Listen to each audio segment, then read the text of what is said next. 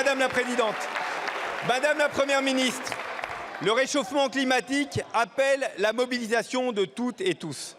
Dans ce combat commun, la France se doit d'être à l'avant-garde. Depuis 2017, beaucoup a été fait.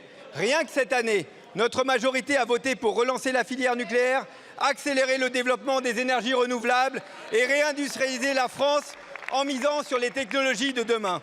Disons-le, aucune majorité n'a fait autant pour l'écologie que celle qui siège ici depuis 6 ans sur ces bancs.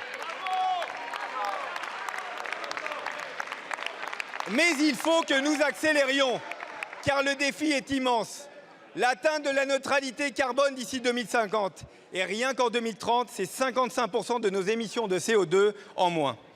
Madame la Première ministre, à travers la planification écologique dont vous avez la charge, notre groupe attend des actes forts. Elle doit être irréversible et mettre à contribution l'ensemble des secteurs.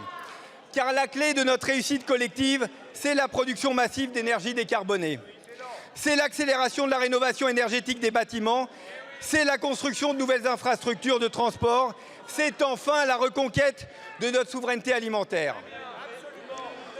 Le projet de loi des finances qui sera examiné par l'Assemblée cet automne doit aussi servir cette ambition écologique. Ayons comme impératif de mettre en œuvre une écologie de progrès, de solutions basées sur l'innovation et les incitations. Non une écologie punitive basée sur la décroissance. La loi de production d'énergie annoncée par le président de la République s'inscrit dans cette perspective. Tout comme la programmation pluriannuelle des financements de la transition écologique proposée par mon groupe. Madame la Première ministre, quels seront les prochains jalons pour que votre gouvernement entend mettre en œuvre pour faire de la France la nation verte? Je vous remercie. Merci beaucoup. La parole est à Madame